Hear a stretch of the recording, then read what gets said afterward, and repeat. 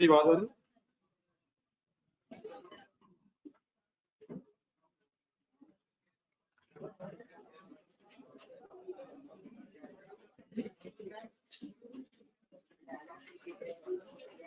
नहीं बैठ नहीं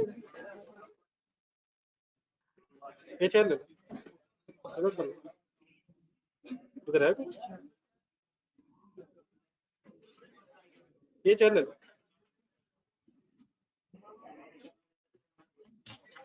ऑनलाइन से आवाज आ रही है आपको?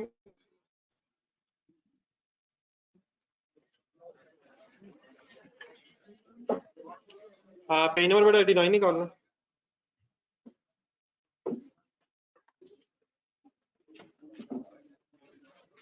कोई लास्ट क्लास से रिलेटेड क्वेश्चन एक नजर रजिस्टर खोल के देखने का क्या पढ़ रहे आप इधर आ जाए इधर कर लें।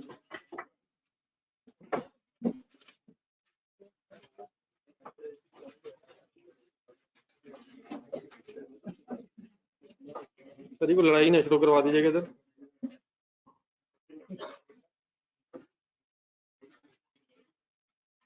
रजिस्टर खोल के देखें क्वेश्चन नंबर 5 तक हुआ था कोई कंफ्यूजन लास्ट क्लास तक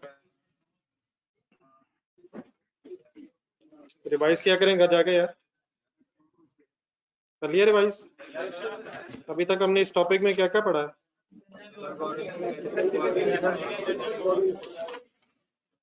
पेज नंबर 83 पे जाए।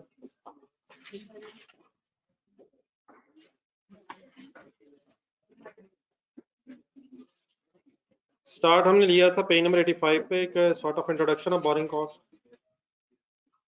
एक नजर देखें इस पेज को, पेज 83 रिवाइज करें। बोरिंग कॉस्ट में इंटरेस्ट के साथ साथ बैंक चार्जेस भी शामिल होते हैं। बैंक चार्जेस के लिए एग्जामिनर डिफरेंट क्वेश्चंस में क्या क्या वर्ड यूज कर लेता है।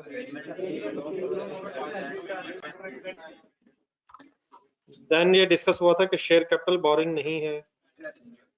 शेयर कैपिटल के पैसे कंपनी के ओन फंड्स कहलाते हैं, रिटेन्ड अर्निंग्स अपने पैसे, और देयरफॉर अगर शेयर होल्डर्स को डिविडेंड दिया जाए शेयर कैपिटल की वजह से तो वो फिर बोरिंग कॉस्ट नहीं है।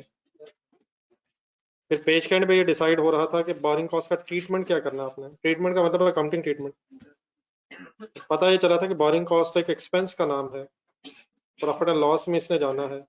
ओनली वन एक्सेप्शन इज अगर ये बोरिंग कॉस्ट क्वालिफाइंग एसेट से रिलेटेड है तो फिर इसने कैपिटलाइज होना है। कैपिटलाइज होने का मीनिंग क्या है? एसेट की कॉस्ट में ऐड होना है। नेक्स्ट पेज पे देखें क्वालिफाइंग एसेट क्या होता है।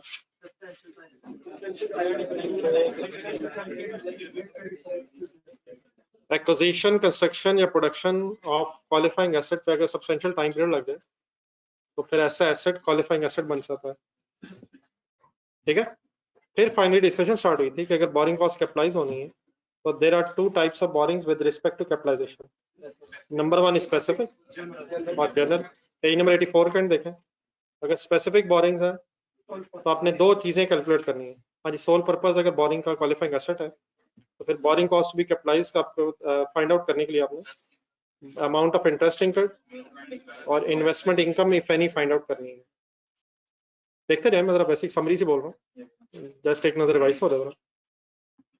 फिर पेज 85 पे आए थे तो पता चला था कि कमेंसमेंट डेट भी चीज होती है, तीस डेट भी होती है, पढ़ने क्या होती है।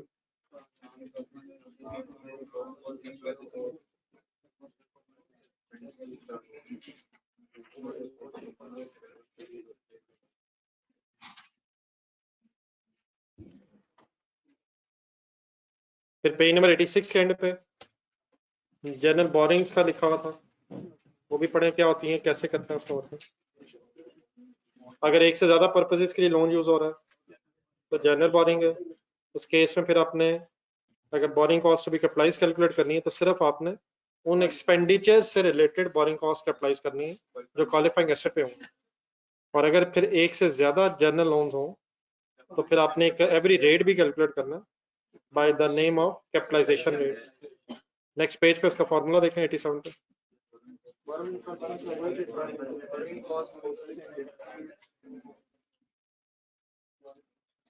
अब आपने पेज नंबर 89 पे आना है। अगर इसके अलावा कोई क्वेश्चन है आपके जहन में तो रिवाइज किया करें, करनी आधा घंटा तो लगाया करें दोबारा। तो क्लास में डिस्कशन होती है, उसको इनिशियली सबसे पहले घर जाके वही रिवाइज होना चाहिए। चलो फिर आगे चलते हैं, पेज नंबर 89 के स्टार्ट कर।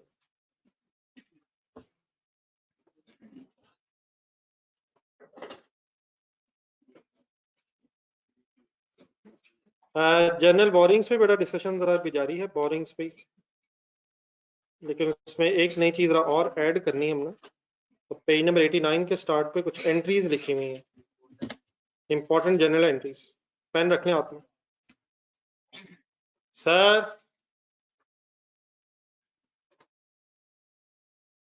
अगर एक कंपनी शेयर इशू करे तो कंपनी क्या एंट्री करेगी? कैश या बैंक डेबिट और शेयर कैपिटल क्रेडिट। और अगर कैश कम या ज्यादा आएगा तो प्रीमियम डिस्काउंट बन जाएगा। नीचे पेज पे पड़ा company issued shares, company entry करेगी कैश या bank debit share capital credit, साथ साथ में रहेगा। नजर आ गया? अब राइट साइड पे जाएगा, वो इन्वेस्टर, वो शेयर होल्डर जिसने शेयर खरीदे होंगे वो एंट्री क्या करेगा? शेयर होल्डर क्या खरीद के क्या देगा? शेयर खरीद के पैसे देगा, तो उसका कैश या बैंक का बैलेंस क्रेडिट होगा। और शेयर्स उसके लिए एक एसेट की तरह, उसे फ्यूचर में डिविडेंड मिलना है। इन शेयर्स का शेयर होल्डर को फ्यूचर में क्या फायदा होगा? डिविडेंड मिलेगा। तो शेयर्स उसके लिए एक एसेट की तरह है। तो यहाँ वर्ड्स लिखे हुए इन्वेस्टमेंट इन शेयर्स, एक एसेट अकाउंट बना हुआ है। इन्वेस्टमेंट इन शेयर्स मींस एक एसेट का हेड बना हुआ है। तो जिसके पास शेयर्स हैं वो अपना इन्वेस्टमेंट इन शेयर्स के नाम से एक एसेट बना लेगा। तो कौन सा एसेट बढ़ के कौन सा कम हो जाएगा? शेयर होल्डर के एंगल से कैसे होता है? कैश या बैंक वाला एसेट कम होके शेयर्स वाला एसेट। शेयर्स किसके लिए एसेट है? इन्वेस्टर के लिए एसेट है। तो उसके साथ वर्ड्स लिखे हुए इन्वेस्टमेंट इन शेयर्स। किसने इन्वेस्टमेंट की? शेयर होल्डर ने, इन्वेस्टर ने, share holder, investor, share holder. तो शेयर्स डेबिट, कैश का बैंक क्रेडिट। दोबारा देखें लेफ्ट साइड पे, जो कंपनी इशू कर रही है वो क्या कर रही है? Cash debit share capital credit, उसकी लायबिलिटी है। उसने पैसे during the life of the business वापस नहीं करना, इसलिए वो एक लायबिलिटी क्रिएट नहीं करेगी। ये ओन्ड फंड्स ऑफ कंपनी है, देयरफॉर इक्विटी का पार्ट बनेगा। लेकिन जिसके पास शेयर्स हैं वो एक एसेट के तौर पे इन शेयर्स को डेबिट कर लेगा। Any confusion? देन उसके बाद बेटा एक नई आपके सामने चीज आएगी, लेकिन उस नई को जरा समझने से पहले, अगर बैंक से लोन लें तो एंट्री पता है? Cash debit, loan credit. अब लोन की कैरेक्टरिस्टिक ये होती है कि लोन वापस करना होता है और विद इंटरेस्ट वापस करना होता है। अगर तो आप बैंक से लोन लें तो कैश डेबिट लोन क्रेडिट। लेकिन आजकल के दौर में जिस तरह जनरल पब्लिक से शेयर्स के अगेंस्ट पैसे लेने का कॉन्सेप्ट है, उसी तरह जनरल पब्लिक से लोन लेने का भी कॉन्सेप्ट है। बैंक से लोन लें तो कैश डेबिट लोन क्रेडिट, और अगर जनरल पब्लिक से लोन लें तब भी कैश डेबिट लोन क्रेडिट। कौन ये एंट्री करेगा? कंपनी। लेकिन जब जनरल पब्लिक से लोन लिया जाए तो फिर वहां एक स्पेसिफिक वर्ड यूज होता है जिसे डिबेंचर्स बोलते हैं। लेकिन debentures for the purpose of accounting simply क्या है? लोन है। कंपनी ने अगर डिबेंचर्स इशू करके पैसे लिए हैं तो हम सिंपली इसे इसी तरह समझेंगे कि कंपनी ने जनरल पब्लिक से लोन लिया है। किसने क्या खरीदा है और किसने क्या इशू किया है? जनरल पब्लिक ने डिबेंचर्स खरीदे हैं और कंपनी ने डिबेंचर्स इशू किए। अगर कंपनी शेयर इशू करेगी तो जिसके पास शेयर्स होंगे वो शेयर होल्डर बनेगा। अगर कंपनी डिबेंचर्स इशू करेगी तो जिसके पास ये डिबेंचर्स हैं वो डिबेंचर होल्डर बन जाएगा। What is the meaning debenture? उसकी डेप्थ में हमें जाने की जरूरत नहीं है। What is the meaning of the word debenture? ये सिंपली लोन।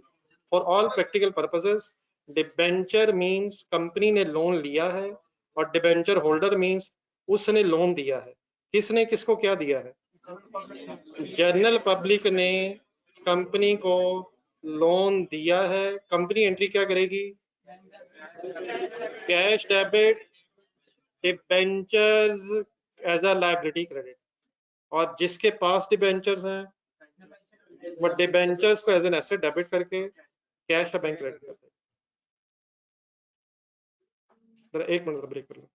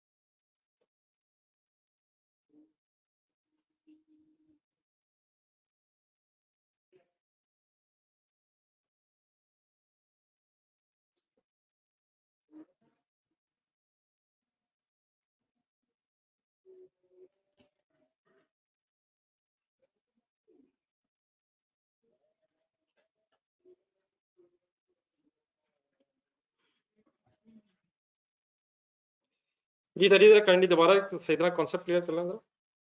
शेयर्स वाली एंट्रीज पे है ऊपर स्टार्ट। शेयर्स कंपनी अगर इशू करे तो एंट्री बोले, जो पर्सन शेयर खरीदेगा वो क्या करेगा? डेफिनेटली देखिए इन्वेस्टमेंट इन वर्ड लिखा हुआ है, लेकिन simply shares debit cash credit की बात हो रही है। और शेयर्स क्या चीज है? एसेट है। तो सॉर्ट ऑफ शेयर्स में इन्वेस्टमेंट हमारा एसेट बन गया। तो इस तरह से वर्ड्स लगते हैं। अब इसी के अगेंस्ट मैंने आपसे कहा है कि अगर लोन लिया जाएगा जनरल पब्लिक से तो देन वर्ड यूज होता है डिबेंचर्स। अब इसके लीगल डिफरेंसेस डेफिनेटली अपनी जगह होंगे, लेकिन वो लीगल फॉर्मेलिटीज में हमें जाने की जरूरत नहीं है। For all purposes of accounting debenture simply means कि कंपनी ने लोन लिया है। हाँ, किससे लिया है? जनरल पब्लिक से। तो कंपनी की तरफ आए इस लेफ्ट साइड पे, कंपनी इशू डिबेंचर। अगर कभी वर्ड हमें सुने इट्स सिंपली मतलब होगा कि कंपनी ने सिंपली एक लोन लिया। क्या एंट्री करेंगे अगर लोन लिया है?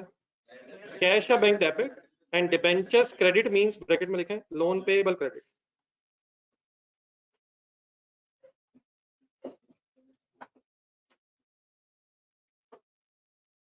क्या लोन वापस करना होता है? और अगर डिबेंचर्स के अगेंस्ट पैसे लिए गए तो ये भी रीपेएबल होते हैं। हाँ, ये अगर ना पता हो तो जनरली ये रीपेएबल होते हैं आफ्टर मोर देन 12 मंथ्स। नीचे ब्रैकेट पढ़े जरा।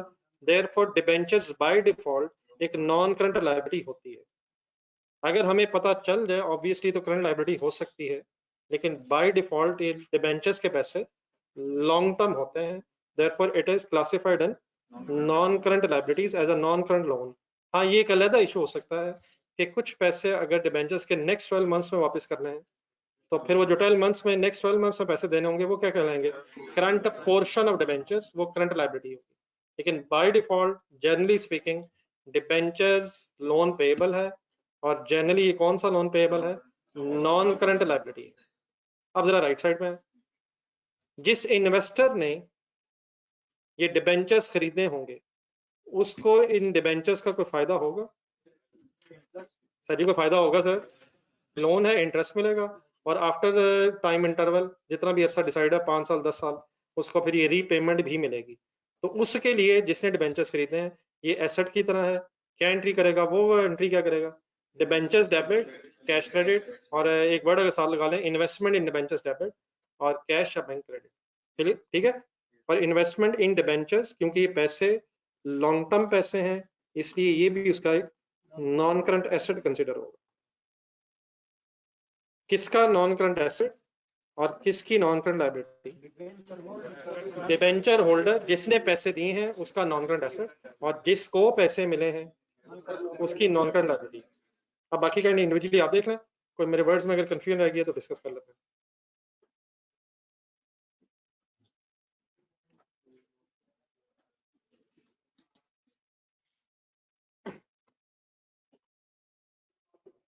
ये बड़ा दरवाजा जरा काइंडली बंद कर लेते हैं, ये last.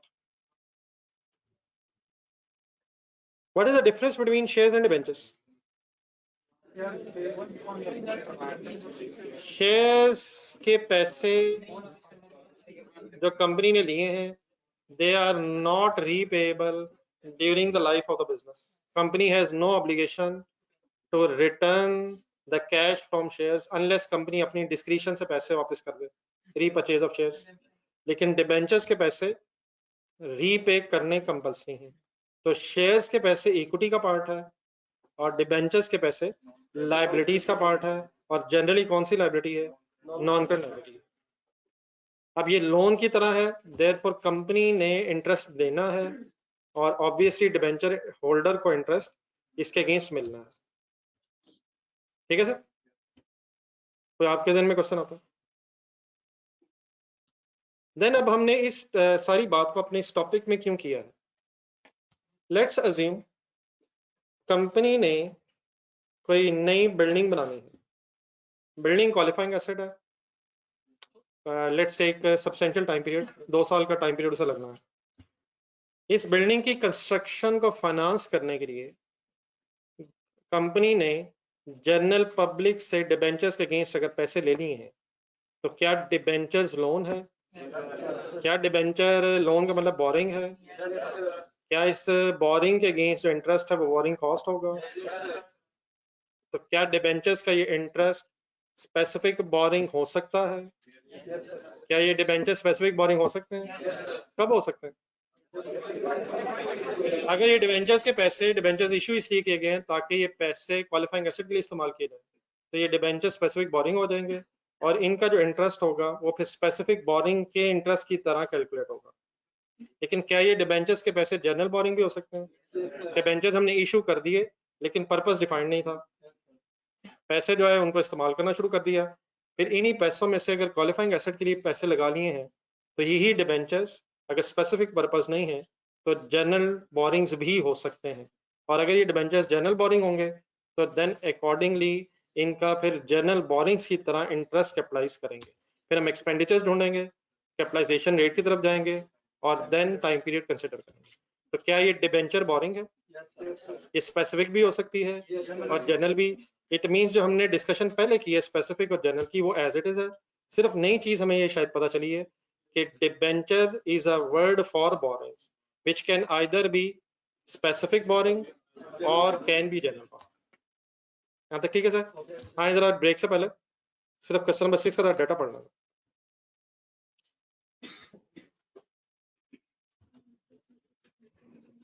An entity constructs a factory building, इसकी जरा रिक्वायरमेंट होने पेज के एंड पे जरा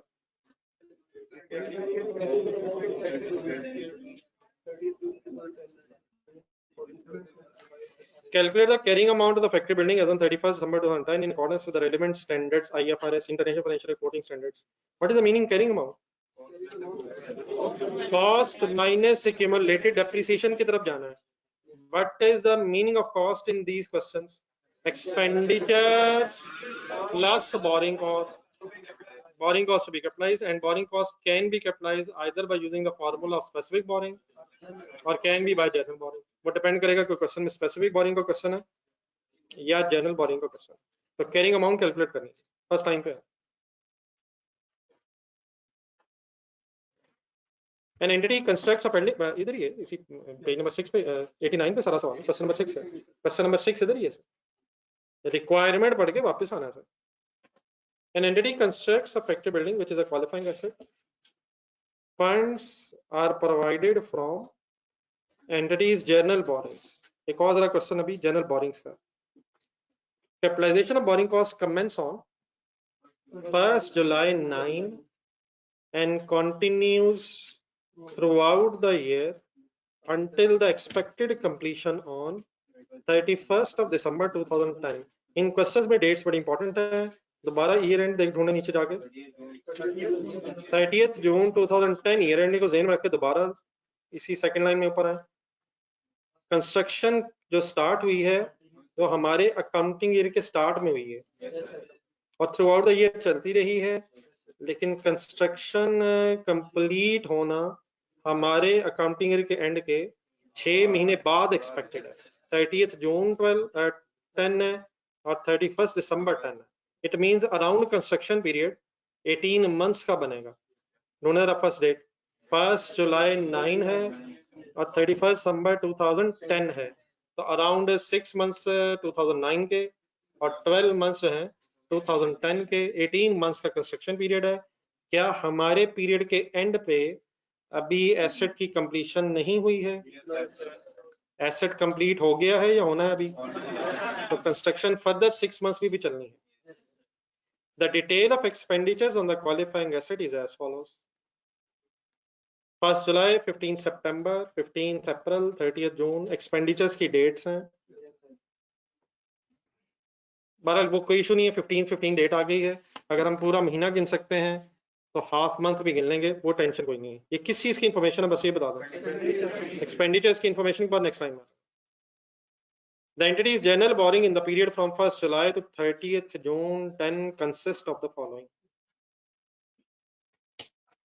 जिस अकाउंटिंग ईयर में हम हैं उस अकाउंटिंग ईयर में जर्नल बोरिंग्स की इंफॉर्मेशन आ रही है। Entities journal boring, specific borings नहीं है। Number 1, rupees 5 million debentures issued on 1st January 9 with an fixed interest rate of 10%. The full amount of debentures is payable in 2015. अपना जरा accounting year जहन में रखें। 30th जून 10 है। स्टार्टिंग डेट बताएं। 1 जुलाई 9। जहन में डिबेंचर्स का लेजर बनाएं। ये डिबेंचर इशू किए हैं या परचेज किए हैं? एंट्री बताएं। Cash debit, debentures payable, credit. ये एंट्री मैंने जो बोली है कब हुई होगी? Date date date date date date हमारे ईयर में, हमारे ईयर से पहले, हमारी ईयर से 6 महीने पहले की बात हो रही है। तो क्या डिबेंचर्स पिछले साल इशू हुए थे? हमारे साल में वापस हुए हैं? कब वापस होने हैं? ना हमारे अकाउंटिंग पीरियड में इशू हुए हैं और ना ही हमारे अकाउंटिंग ईयर में को वापस हुए हैं। ये अकाउंटिंग ईयर जो हमारे बाद आना है 15 का, बल्कि काफी अच्छे बाद आना है, उस वक्त जाके रीपेमेंट होनी है।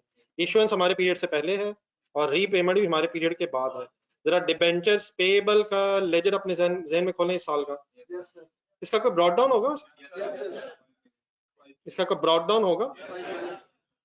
पिछले साल की 1 जनवरी 9 की डेट जहन में आएगा। लाइबिलिटी क्रिएट होगी। पिछले साल का एंड होगा 30th जून 9 पे।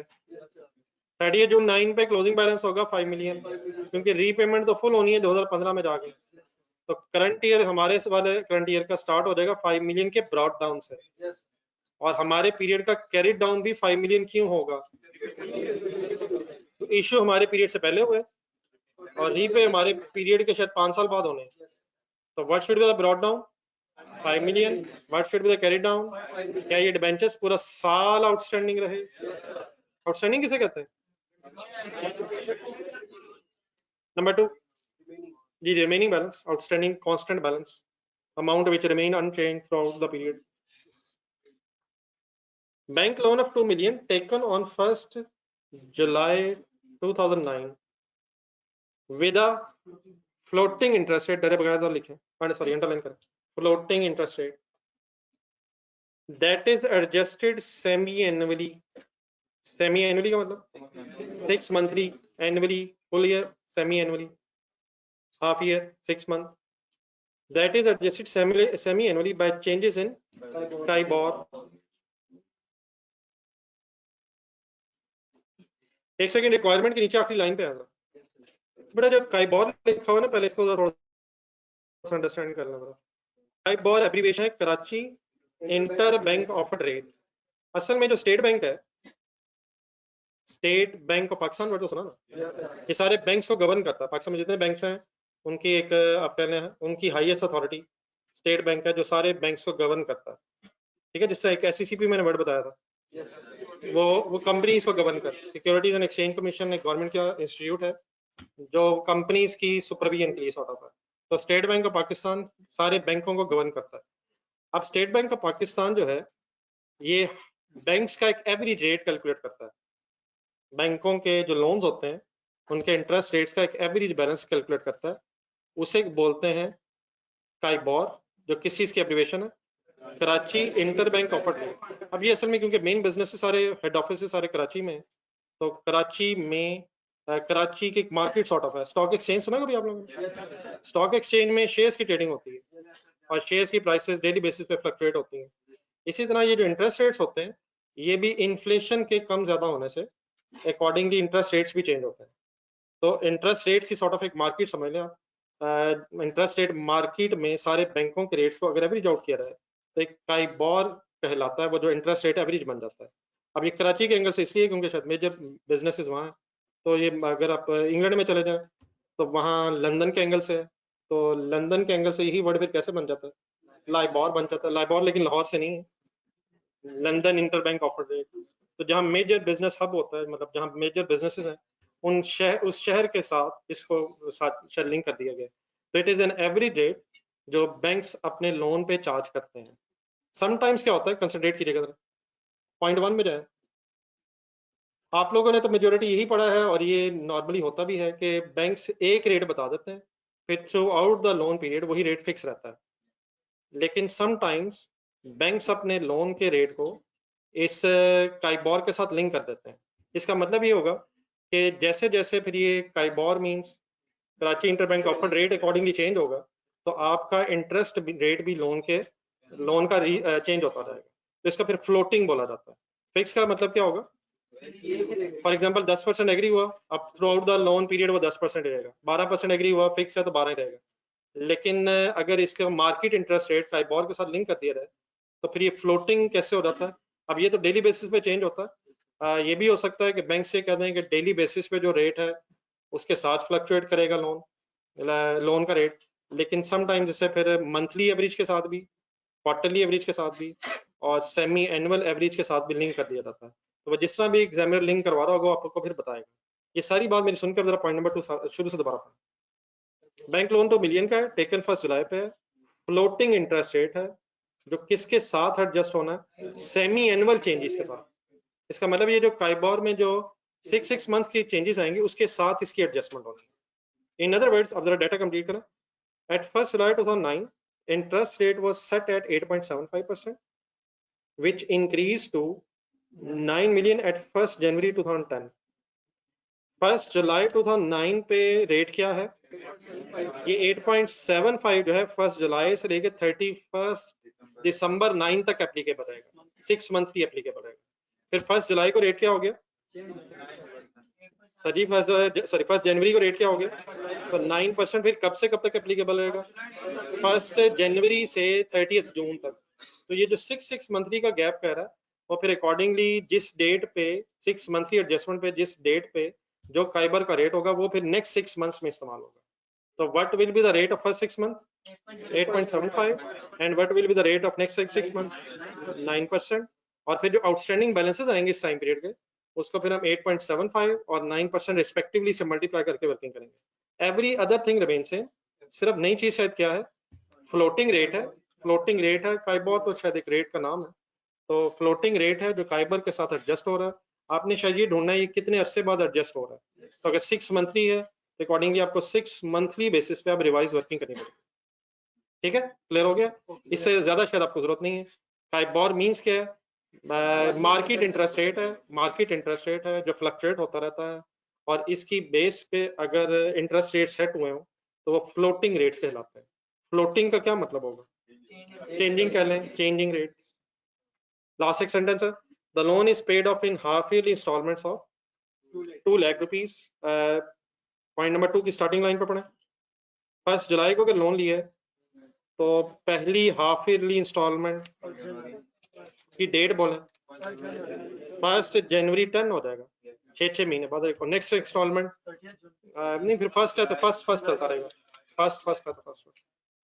नंबर 3 पढ़ना, फिर अभी सॉल्व करते हैं इस बात में। Bank over draft, bank over draft भी काइंडली याद रखें, लोन ही है और जनवरी साथ लिखें, शॉर्ट टर्म लोन के लिए वर्ड है ये। Current liabilities, short term loan, bank over draft short term loans के लिए वर्ड है, करंट लाइबिलिटी। बैंक से एक्स्ट्रा पैसे, ओवरड्राफ्ट एक्स्ट्रा पैसे। लेकिन ये शॉर्ट टर्म नीड्स के लिए होता है। The bank overdraft with a floating interest rate that is adjusted by changes in KIBOR, ये भी उसी तरह ही है।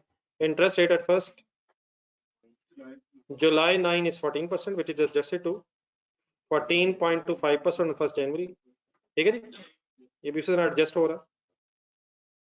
The overdraft on 1st July 2009 was 3 lakh, which increased to 7 lakh on 1st January, which remained constant till the year end. दोबारा ये sentence पढ़ें, बताएं पहले 6 महीने लोन कितना रहा है। सेंटेंस कंसंट्रेशन, कितना लोन रहा 1 जुलाई से 31 दिसंबर तक। 1 जनवरी से 30 जून तक कितना रहा। 7 लाख से बढ़ गया या 7 लाख तक हो गया। ये टू ढूंढे 7 लाख से नहीं बढ़ा, हाँ जी हाँ जी, 7 लाख तक हो गया।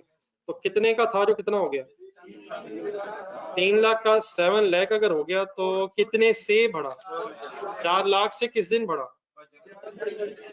और फिर वो 7 लाख कब से कब तक एज इट इज रहा। 1 जनवरी 10 से लेके ईयर एंड मीन 30 जून 10 तक एज इट इज रहा। तो ये बड़ा 3 लोन्स की इंफॉर्मेशन है, लेकिन अकॉर्डिंग टू क्वेश्चन ये तीनों लोन्स जर्नल हैं, तो जर्नल लोन्स के एंगल से फिर हमें वर्किंग करनी है। यहाँ तक जरा ब्रेक कर लेते हैं, इंशाल्लाह 4:10 तक कोशिश करते हैं वापस आने की। आप हजरात ने क्लास में आते हुए आके यकीनन जैकेट्स उतारी हैं, लेकिन वापसी पे दोबारा बाहर गेम जरा सीरियस है, जैकेट्स पहन के जाइएगा। आप बीमार होना आजकल अफोर्ड नहीं कर सकते, तो खाली जैकेट्स दोबारा लेके जाइएगा, फिर वापस लेके आइएगा। ऑनलाइन स्टूडेंट्स ठीक है 4:10।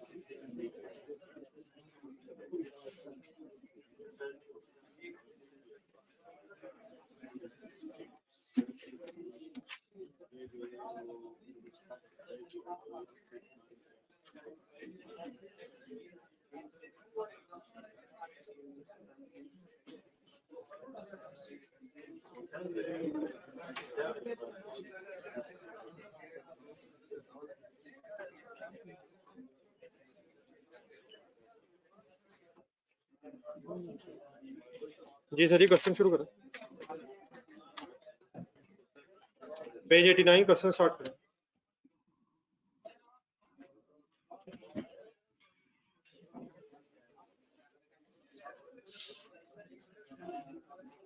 ये बड़ा इंशाल्लाह डिस्कस करते हैं एक आध दिन में। जो ऑनलाइन स्टूडेंट्स आ गए वापस? रजिस्टर खोलिए कैसे?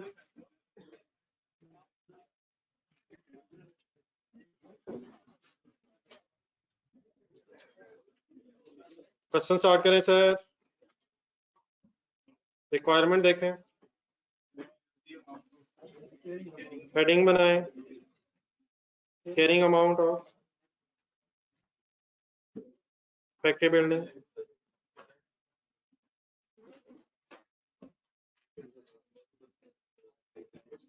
as on 30th June 2010,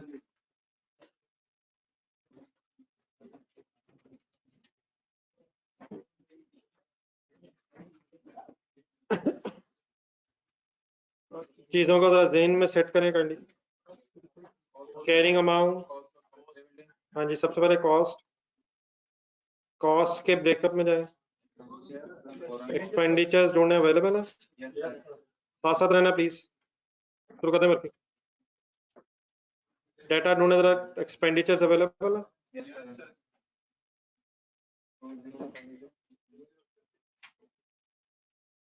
expenditures का टेबल देखें स्टार्ट में। सिंपली प्लस हो सकता है, डेट से बड़ा तब देखेंगे ना कॉस्ट की वर्किंग करेंगे।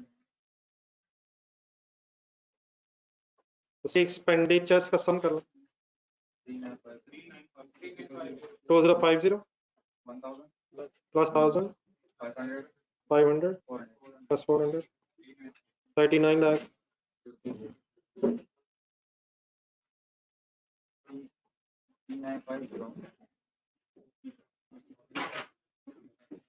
2050 plus 1 million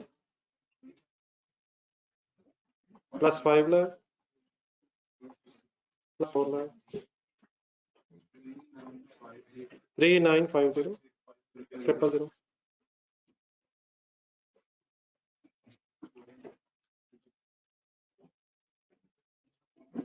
ठीक है सर। एक्सपेंडिचर में सबसे पहले सॉरी कॉस्ट में सबसे पहले एक्सपेंडिचर्स आ गए। एक्सपेंडिचर्स में अब क्या ऐड होना? Borrowing cost to be capitalised.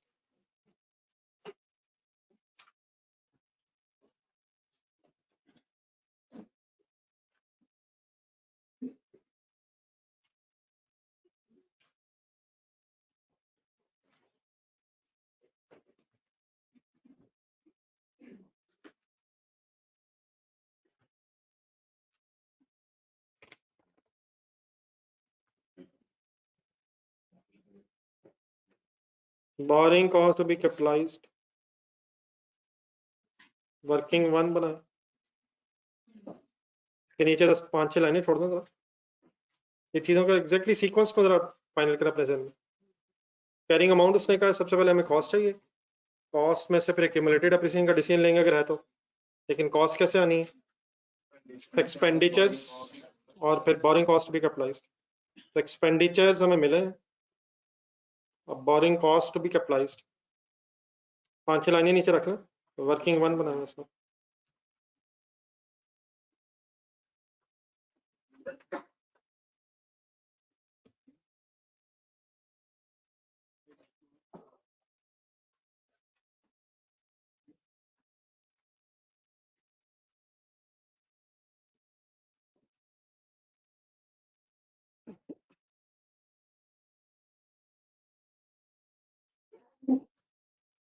शुरू करो, I working one, borrowing cost भी कैपिटलाइज।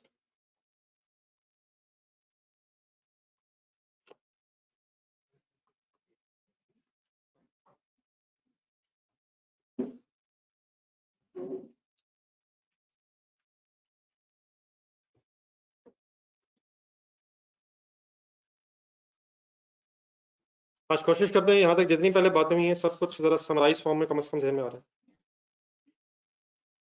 यदि borrowing cost to be capitalized words लिख के जरा क्वेश्चन देखें, स्पेसिफिक बोरिंग का सवाल है या जनरल बोरिंग का? अगर जनरल बोरिंग का सवाल है तो फॉर्मूला ज़हन में लाएं, expenditures into capitalization rate into time period।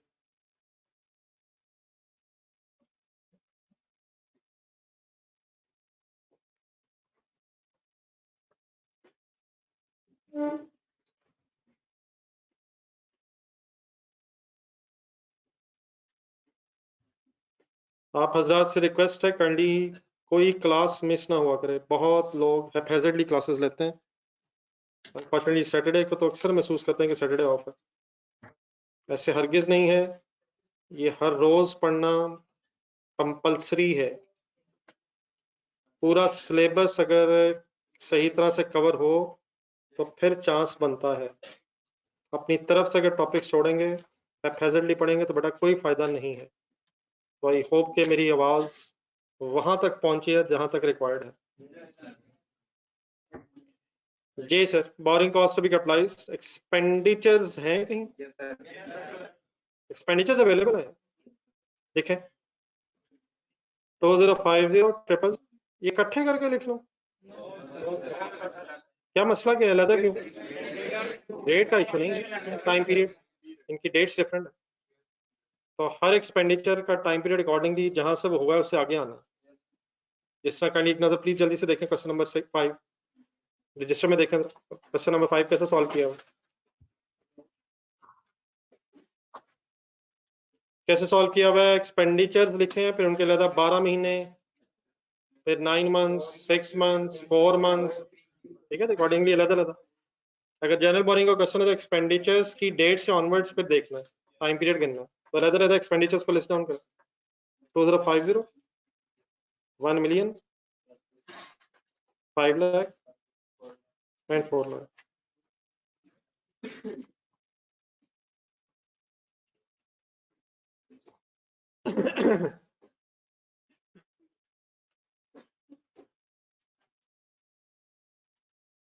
Then multiplied में बेटा होना है कैपिटलाइजेशन रेट, कैपिटलाइजेशन रेट भी हर एक्सपेंडिचर का डिफरेंट होता है, कैपिटलाइजेशन रेट एक ही होता है, फिर भरे के साथ मल्टीप्लाई हो जाएगा, फिर फाइनली देखेंगे टाइम पीरियड।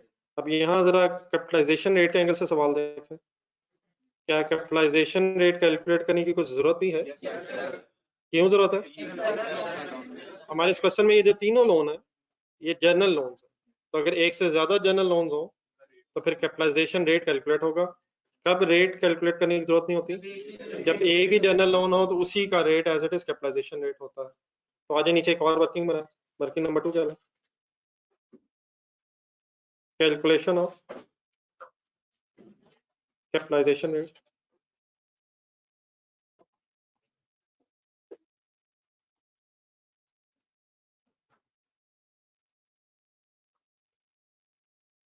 कैपिटलाइजेशन रेट का फार्मूला ढूंढ के पढ़े पेज नंबर 87 पे, थोड़ा सा देख के लिख के फाइनल करें ज़हन में। बोरिंग कॉस्ट इनकर्ड या interest incurred divided by weighted average borrowings outstanding, weighted borrowings outstanding देख के वर्ड लिखें प्लीज पेज नंबर 87 के स्टार्ट से। Borrowing cost incurred divide by weighted borrowings outstanding.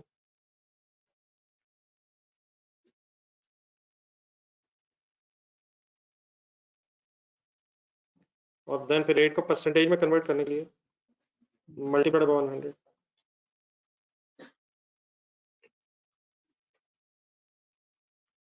इस तरह करें, इस क्वेश्चन में अप्लाई करने से पहले अपने पास जरा क्वेश्चन नंबर 3 और 4 का आंसर जरा रिवाइज करें, ढूंढे जरा। सैटरडे को वर्किंग हुई थी, रिवाइज करिए।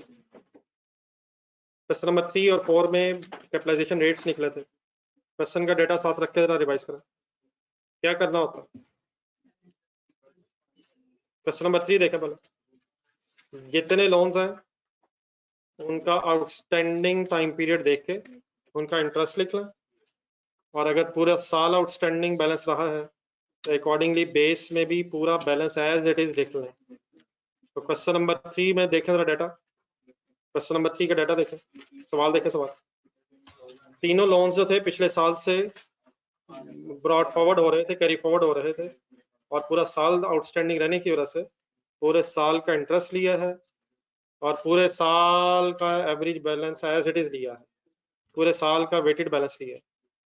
मिल गया। क्वेश्चन नंबर 4 लेके देखें, उसमें एक मसला आया था वेटेड वाला, देखें सर ये डेटा तो ढूंढना क्या होगा। पहला और तीसरा जो लोन था उसमें तो पूरा साल आउटस्टैंडिंग बैलेंस था, लेकिन अगर कहीं इंटरेस्ट लेस देन 1 ईयर का आ रहा हो तो अकॉर्डिंगली बैलेंस भी अकॉर्डिंगली उस टाइम पीरियड में एडजस्ट करेंगे। सेकंड लोन के फिगर्स ढूंढे HBL वाले, 6,25,000 पे 10% रेट था, लेकिन 6/12 हुआ था। और फिर अकॉर्डिंगली आपने जब प्रिंसिपल को लिखा था आउटस्टैंडिंग बैलेंस को, वो भी 6 मंथ पे एडजस्ट करके लिखा था। तो अगर तो पूरे साल का इंटरेस्ट है तो बेस में पूरे साल का आउटस्टैंडिंग बैलेंस आ जाएगा, और अगर लेस देन 1 ईयर का इंटरेस्ट है तो अकॉर्डिंगली उसी टाइम पीरियड में बैलेंस को भी वेट करके लिखना है। याद आ गया सबको?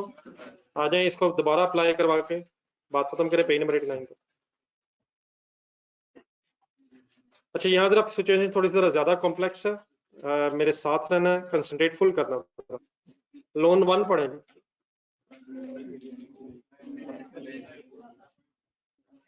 इस तरह की देखो जरा, ये डेफिनेटली शायद रिक्वायर्ड तो नहीं है, इसके नीचे 5-6 लाइनें रख दें। ये पहले लेजर्स बनवाए जरा, पॉइंट 1, 2 और 3 पढ़ के जरा ये लोन्स के जरा लेजर बनाए ताकि जरा आउटस्टैंडिंग बैलेंस सही समझ आ सके।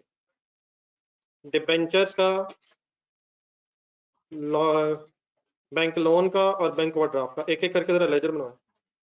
सबसे पहले डिबेंचर्स का लेजर बनाए। डिबेंचर्स क्या चीज है ये? सेंटेंस पढ़ के बताएं, लोन लिया हुआ दिया हुआ, कैसे पता चला, कैसे पता चला? डिबेंचर्स अगर इशू किए हैं तो डिबेंचर्स दिए हैं, कैश लिया है। जिसने डिबेंचर्स परचेज किए हैं उसके लिए एसेट है, उसका एसेट है। तो डिबेंचर्स अगर इशू है तो हमारी लायबिलिटी, याद रहेगा सर। करंट ईयर के एंगल से आपने ये लेजर बनवाना है। शायद थोड़ी सी बात हुई भी थी, बताएं क्या लिखूं? पढ़े पढ़े पढ़े पॉइंट 1 पढ़े। ये 5 मिलियन हमारे साल में इशू है, पिछले साल इशू हुए, रीपे कब होने 15 में जाके, हमारा ये स्टार्ट कब होना है 1 जुलाई 9, 1 जनवरी 9 पे लोन लिया था। क्लोजिंग बैलेंस लास्ट ईयर का 5 मिलियन एज इट इज क्यों होगा, कोई रीपेमेंट नहीं थी, तो brought down 5 million as it is आ जाएगा। पूरे रुपीस लिख लें, थाउजेंड्स में फिलहाल रहने में, मिलियंस में, कुछ डेटा रुपीस में कर लें। जी सर, क्लोजिंग बैलेंस भी पता है क्या? हमेशा ओपनिंग और क्लोजिंग सेम होगा? कब सेम होगा? अगर पिछले पीरियड में लिया है और ड्यूरिंग द ईयर ना लिया है, ना रीपे हुआ है, तो फिर ओपनिंग क्लोजिंग सेम हो जाएगा। ठीक है, यहाँ 5 मिलियन अब सेम होने से, ओपनिंग क्लोजिंग सेम होने से, क्या मैं कह सकता हूँ 5 million remained outstanding for the year? Working बाद में आप करेंगे, पहले बाकी लेजर भी बनवा। जी नेक्स्ट हेडिंग बनाए, बैंक लोन।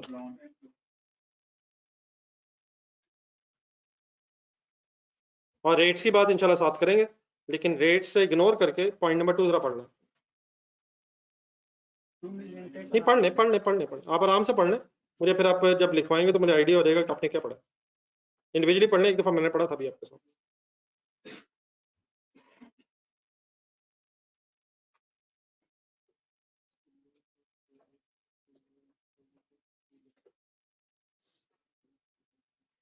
जी सर, लोन लिया कब है? 1 जुलाई 9 मीन्स हमारे अकाउंटिंग ईयर का स्टार्ट है। बताएं ब्रॉड डाउन में लिखूं? ब्रॉड डाउन में कब लिखते हैं? जब कैरी डाउन हो। कैरी डाउन कब होगा? जब पिछले पीरियड में लिया होगा। तो क्या ये इस पीरियड के स्टार्ट में लिया? एंट्री करेंगे या ब्रॉड डाउन में लिखेंगे? तो ब्रॉड डाउन 0 होगा, लेकिन 1 जुलाई 9 पे डबल एंट्री हो जाएगी, cash debit bank loan credit by ₹2 million. लिखें। ब्रॉड डाउन तब होगा अगर लोन पिछले साल में लिया होता और पिछले साल का preceding balance next year carry forward हो रहा होता। ये स्टार्ट ऑफ द ईयर पे लोन लिया है, देयरफॉर एंट्री हमारे वाले साल के शुरू में होगी। तो ब्रॉड डाउन नहीं, cash debit loan credit. Any confusion? आगे पढ़े। Any repayment of this loan? Date बोले 1 जनवरी 10। 6 महीने बाद इंस्टॉलमेंट है, 6 मंथली। डबल एंट्री वाला non debit cash credit 2 lakh 1 जनवरी 1 जनवरी 10। फिर क्लोजिंग बैलेंस क्या होगा ईयर पे? 18 लाख 18 लाख। नेक्स्ट रीपेमेंट नहीं, नेक्स्ट रीपेमेंट 1 जुलाई 10, वो नेक्स्ट अकाउंटिंग ईयर हो जाएगा। तो 30 जून का closing balance 18 lakh. What is opening balance? 0। What is the amount of loan taken? 2 million. How much is repaid? What is 18 lakh? Closing balance. अब यहाँ जरा एक सेकंड लेजर देखें गौर से।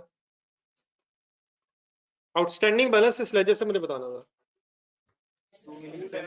अब इस तरह नहीं, ये प्लीज आउटस्टैंडिंग बैलेंस का वर्ड याद रखना सही तरह। आउटस्टैंडिंग बैलेंस का मतलब होता है वो बैलेंस जो कुछ ऐसा कांस्टेंट रहे। तो 2 मिलियन का लोन कब लिया था? 5 जुलाई पे। इसमें कोई चेंज आया? चेंज आया नहीं, बाद में कब चेंज आया? 1 जनवरी। इट मींस 1 जुलाई से लेके 31 दिसंबर तक लोन 2 मिलियन ही रहा, 2 मिलियन एज इट इज रहा। तो 2 million remained constant for first 6 months of the accounting year. फिर इसमें 2 लाख का चेंज आ गया, और 2 लाख चेंज होने के बाद 18 लाख किस दिन हो गया? 1 जनवरी 10 पे ही हो गया। और फिर वो कब तक एज इट इज रहा? तो outstanding balance of this year is divided in 2 parts. ये 2 हिस्सों में ब्रेक होगा। 20 lakh remain constant for first 6 months of the year and 18 lakh then remain constant from 1st January to 30th June second 6 months of the year। तो interest rate भी accordingly फिर अलग-अलग 6 months का 20 लाख और 18 लाख से मल्टीप्लाई होगा। इसको जरा पिछले लेजर से कंपेयर करें, डिबेंचर्स वाला बनाया, उसमें ओपनिंग क्लोजिंग सेम होने का मतलब नहीं, रीपेमेंट नहीं हुई, फर्दर लोन नहीं लिया, पूरा साल ही आउटस्टैंडिंग रहा। लेकिन outstanding balance of bank loan is different for first 6 months and then different for next 6 months. Loan bank overdraft कब बना?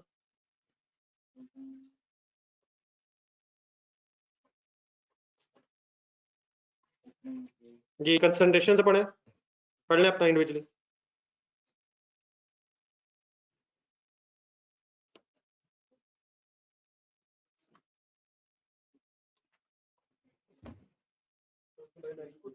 जी ये ओवरड्राफ्ट, ये रिवर्स लिखे, ओवरड्राफ्ट एट 1 जुलाई। ये ब्रॉड डाउन लिखूं या कैश के साथ लिखूं? सेंटेंस पढ़े, ओवरड्राफ्ट ऑन 1 जुलाई वाज, क्या 1 जुलाई पे था या लिया है? तो कैसे लिखूं? सही है, brought down 3 lakh. Why brought down? Already था। फिर कब चेंज आया? कितने से चेंज आया? हिम्मत कीजिए हिम्मत। 1 जनवरी पे क्या चेंज आया? इंक्रीज हुआ डिक्रीज हुआ? कितना हो गया? ये 3 लाख 7 लाख हो गया। 7 लाख से बढ़ गया। 3 लाख कितने से बढ़ के कितना हो गया? कितने से एंट्री करेंगे? फर्दर 4 लाख लिया होगा या 7 लाख लिया है? असल में 7 लाख से बाद में बैलेंस हो गया। तो एंट्री कितने से करूं? क्या एंट्री करूं? लोन इंक्रीज हो रहा है यार, तो loan credit, bank overdraft credit and cash debit.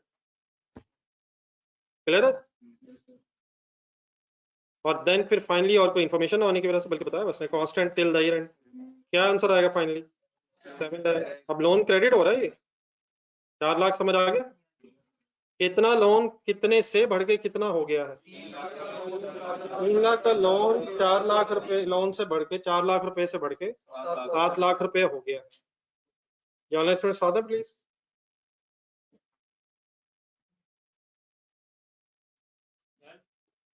Ji sir. सब बेटा लिखा हुआ है द ओवरड्राफ्ट एट 1 जुलाई वाज, ये ओवरड्राफ्ट था 1 जुलाई को इतना। ये इन वर्ड से लग रहा है ये लिया इस दिन नहीं है, इस दिन ऑलरेडी था। इसको जरा रिलेट कर लें पॉइंट नंबर 2 में। जो फर्स्ट लाइन है, bank loan of 2 million was taken on 1 जुलाई, वो 1 जुलाई को लिया है और ये 1 जुलाई पे ऑलरेडी था, तो लग रहा है कि शायद बैलेंस था, और अगर था ऑलरेडी तो इसका मतलब लिया फिर पिछले साल में। ठीक है, तो इन वर्ड्स में थोड़ा सा डिफरेंस है। वो लिखा हुआ है कि लिया है टेकन ऑन 1 जुलाई, तो which means cash debit loan credit, और ये ऑलरेडी इस दिन था विच मीन्स पिछले पीरियड से आ रहा होगा। ठीक है जी सर। अभी ओवरड्राफ्ट वाला लेजर काइंडली गौर से देखें, मुझे इस लेजर में से आउटस्टैंडिंग बैलेंस बताना है, तो फाइनल होना चाहिए। ऐसा सब प्लीज बात आगे बढ़ाएं। 3 लाख है 7 लाख है? 3 लाख भी है 7 लाख भी है। First 6 months 3 lakh as it is कब तक रहा है? 1 जुलाई से 31 दिसंबर तक 3 लाख रहा, फिर 1 जनवरी पे 4 लाख और आने से 7 लाख हो गया। तो फर्स्ट 6 मंथ्स का आउटस्टैंडिंग बैलेंस 3 लाख है और सेकंड 6 मंथ्स का आउटस्टैंडिंग बैलेंस 4 लाख है। 4 लाख लेके 7 लाख है। आउटस्टैंडिंग बैलेंस उसको कहते हैं which remain constant. Balance 3 lakh था, 4 और आया, 7 लाख हो गया किस दिन? तो 7 lakh remain constant for second 6 months of the year and 3 lakh rupees remain constant for the first 6 months of the year. Done है सर? अब इन लेजर्स की बेस पे ऊपर वापस आए, हम जो वर्किंग करना चाह रहे कैपिटलाइजेशन रेट की वो फाइनल करवाएं।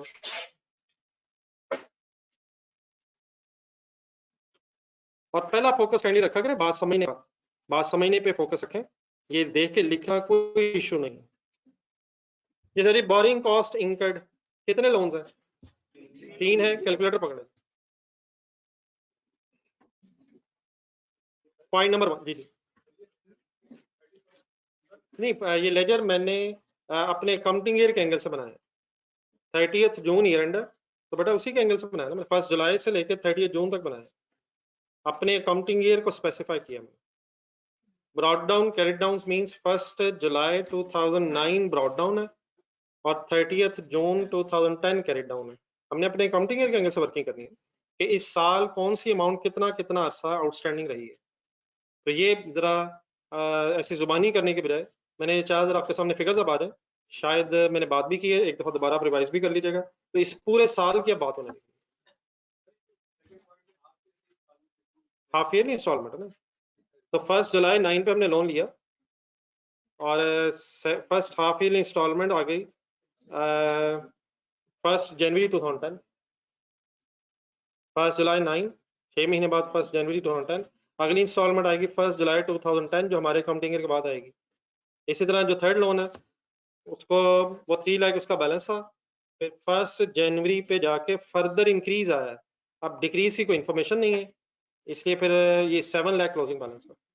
तो सेकंड लोन के एंगल से रीपेमेंट बताई हुई है और थर्ड लोन के एंगल से फर्दर लोन लिया हुआ, शायद इंक्रीज आया लोन में तो डिक्रीज करेगा इंक्रीज है। तो ये मैंने 1 जुलाई 2009 से लेके ईयर एंड ऑफ 30 जून 2010 तक वर्किंग की। इसका मकसद ये है कि अब हमें जरा आसानी रहे आउटस्टैंडिंग बैलेंस आइडेंटिफाई करने में। ठीक, ये सारी डिबेंचर्स का लेजर देखें। डिबेंचर्स का आउटस्टैंडिंग बैलेंस क्या है? अब मैं बार बार ये वर्ड बोलूंगा और आपको भी पता है कि आपने 5 मिलियन किस मुझे ओपनिंग बताया है क्लोजिंग बताया है? ना मुझे ओपनिंग बताया है ना मुझे क्लोजिंग बताया है। आपने ओपनिंग क्लोजिंग सेम देख के मुझे फॉर द ईयर का आउटस्टैंडिंग बैलेंस बताया। रेट कितना है? रेट कितना है? अगर मुझे पूरी बात कंप्लीट कर लेने देंगे तो सबसे बेस्ट है। ये थोड़ी सी लंबी सी वर्किंग मैं इसलिए करना चाह रहा हूँ कि जरा सारी फिगर्स आपके सामने आ जाए। तो पहले सुन लीजिएगा। 5 मिलियन लोन है, पूरा साल आउटस्टैंडिंग बैलेंस है, 10% रेट है, मल्टीप्लाई करें। 5 लाख अमाउंट है, this is 5 lakh amount of borrowing cost incurred on debentures. पूरे साल का अगर इंटरेस्ट है तो बेस में पूरे साल का आउटस्टैंडिंग बैलेंस आ गया। यहाँ तक ठीक हो गया? मत लिखें इस तरह, पहले बात पूरी करवा दें। डिबेंचर्स के हद तक कोई कंफ्यूजन? अब दूसरे लेजर में चले जाएं, बैंक लोन वाले लेजर में। What is the outstanding balance of first 6 months? अब ये अलग-अलग हमें दो हिस्सों में करना पड़ना है क्योंकि आउटस्टैंडिंग बैलेंस चेंज हो गया है। पहले 6 मंथ्स में 2 मिलियन रहा है, फिर अगले 6 मंथ्स में ये 18 लाख रहा है, 1.8 मिलियन रहा है, और फ्लोटिंग रेट भी है, अकॉर्डिंगली रेट्स भी डिफरेंट आएंगे। तो कंसंट्रेशन प्लीज। आउटस्टैंडिंग बैलेंस कितना जी? 2 मिलियन मल्टीप्लाइड बाय रेट बताएं इन पहले 6 महीनों का 8.75% मल्टीप्लाइड बाय 6/12। मैंने वर्किंग लिखी है, आप बाद में आप अपने आंसर्स लिखिएगा, मेरा समझाने पे फोकस है, वो हम नेक्स्ट लाइन में आराम से आंसर्स दोबारा लिख लेंगे। इसको छोड़ दें काइंडली, इसकी बेस बनवाएं जरा। नहीं, इसका 1 मिलियन नहीं, क्या ये 6 मंथ्स का इंटरेस्ट आ रहा है? तो अकॉर्डिंगली बेस में 2 मिलियन मल्टीप्लाइड बाय 6/12। अगर लेस देन 1 ईयर का इंटरेस्ट होगा तो अकॉर्डिंगली लेस देन 1 ईयर के बेस पे वेटेड में भी उतने ही मंथ्स का बैलेंस लेंगे जितने मंथ्स आउटस्टैंडिंग बैलेंस का इंटरेस्ट आया। 6 मंथ्स का इंटरेस्ट है, अकॉर्डिंगली 6 मंथ्स का वेटेड बैलेंस आ गया। मुझे प्लीज कंप्लीट करवाएं। ये मैं आपसे कह रहा हूँ, यकीन मैंने आपसे कह रहा हूँ। क्या बैंक लोन कंप्लीट हो गया? नो सर, अभी 6 मंथ्स हुए। अगली गेम ऑन करें। 18 लाख मल्टीप्लाइड बाय ढूंढे, 9% multiplied by into 6/12। Definitely presentation शायद इससे बेहतर होनी चाहिए, वो कर लेंगे। मेन पहले अपना कॉन्सेप्ट क्लियर करें। 18 लाख समझ आ गया है? The main concept for next 6 months at the rate of 9% floating rate. अब इसकी बेस बनवाएं। 18 lakh into 18 lakh into 6/12, 18 lakh into 6/12। समझ आ रहा है क्या करी जा रहा हूँ, क्या कर रहा हूँ? जितने मंथ्स का इंटरेस्ट ले रहा हूँ उतने ही मंथ्स में अकॉर्डिंगली आउटस्टैंडिंग बैलेंस को वेट कर रहा हूँ। तो 18 लाख मल्टीप्लाइड बाय 6/12। ओवरड्राफ्ट में जाए, बैंक ओवरड्राफ्ट ढूंढे। Outstanding balance of first 6 months 3 lakh multiplied by 14% multiplied by 6/12, और बेस में क्या लिखेंगे? 3 लाख मल्टीप्लाइड बाय 6/12। और समझ आ गई बात? करें, आप भी शुरू करें, मैं भी कंप्लीट करूं।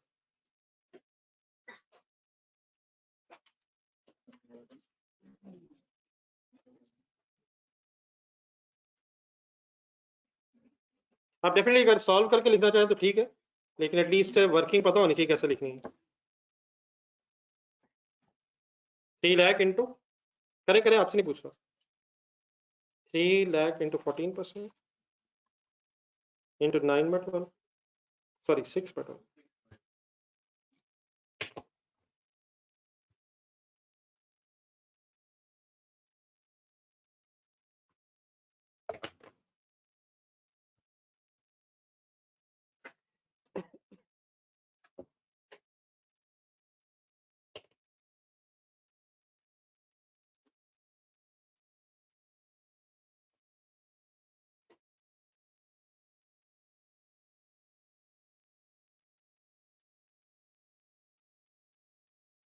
ये थोड़ी देर के लिए इसी चलाएगा।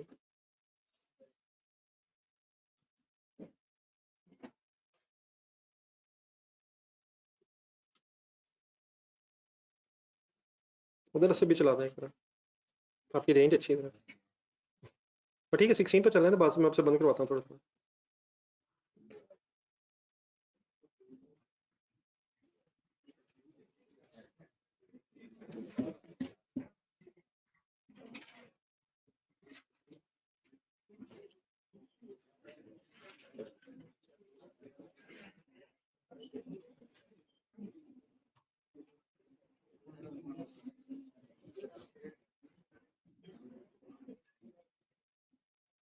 अब अपनी वर्किंग कंप्लीट कर भी आ जाएंगे फिर आपके सामने। सॉरी जरा सिस्टम जरा हैंग हुआ।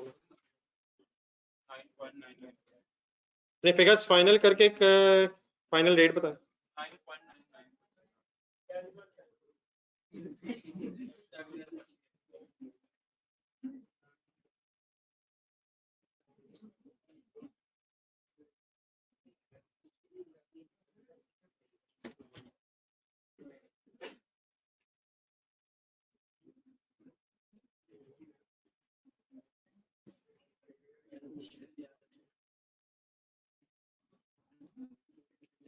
बेटा इस तरह ना करनी किया करें, प्लीज सीरियस किया करें चीजें यार।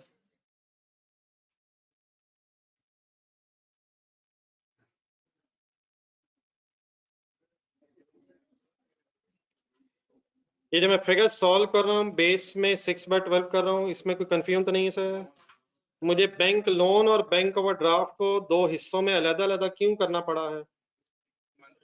क्योंकि outstanding balance of first 6 months is different from the outstanding balance of second 6 months। कर लें, कंप्लीट ही कर लें। अब 10% ना ही बेटा मेरे ख्याल करें, 9.99 ही ठीक है, बच्चे वर्ष से परेशान हो जाते हैं, आपको बताइए।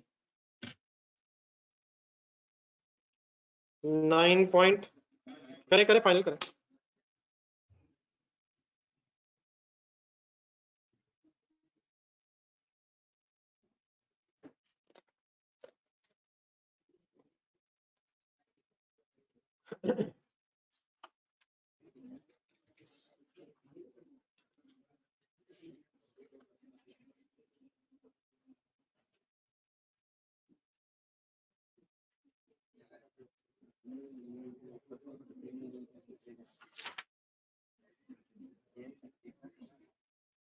आंसर भेजें आपका।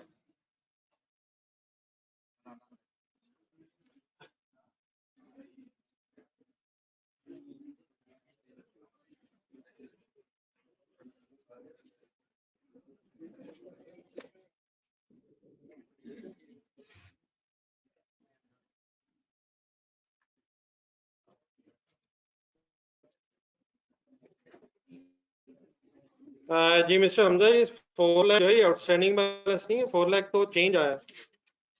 आउटस्टैंडिंग बैलेंस का मतलब होता है कांस्टेंट रहे। 4 लाख से बढ़ के लोन 7 लाख हुआ है और फिर 7 लाख कांस्टेंट रहा है 6 months।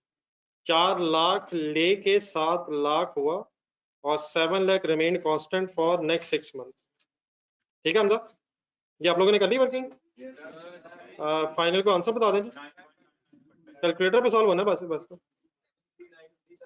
9.99%, डेफिनेटली 10% अराउंड है। लिखा जा सकता है 10%, लेकिन अब मेरे साथ 9.99 ही लिखे जो एग्जैक्टली आ रहा है। कितना वैसे एग्जैक्ट आ रहा है? 9.98 समथिंग था। 99 ठीक है सर।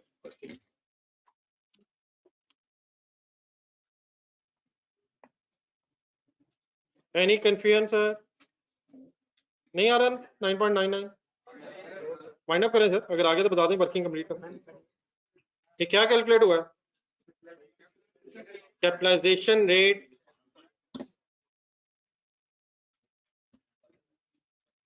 अब डेफिनेटली इसे 10% किया जा सकता है, लेकिन या तो सब 10% करें या फिर ये ना हो कोई 9.99 कर ले, चंद रुपीस का डिफरेंस आ जाएगा। मेरे ख्याल 9.99 ठीक है यार। डिसाइड ये हुआ था कि पॉइंट्स में 2 डिजिट्स पे जाके राउंड ऑफ कर लेंगे, तो 9.99% डन है। प्लीज आए जरा वापस जाएं, ढूंढ के बताइए कर क्या रहे थे और कहाँ पहुंचना है वापस। बोरिंग कॉस्ट की कैपिटलाइजेशन की वर्किंग हो रही थी, कैपिटलाइजेशन रेट की जरूरत पड़ी थी, कैपिटलाइजेशन रेट अब आ गया है। कर लें वापस जाके वर्किंग, लिखें जी rate capitalisation rate 9.99 expenditure multiplied by capitalisation rate. Complete silence please. और फाइनली जरा टाइम पीरियड मेरे साथ एक दफा गिन के इस बात को भी फाइनल करें। नेक्स्ट क्वेश्चंस में फिर ये एक्सपेंडिचर्स का टाइम पीरियड आपने खुद से गिनने की कोशिश करनी है। इकट्ठे हो जाए प्लीज यहाँ तक जरा।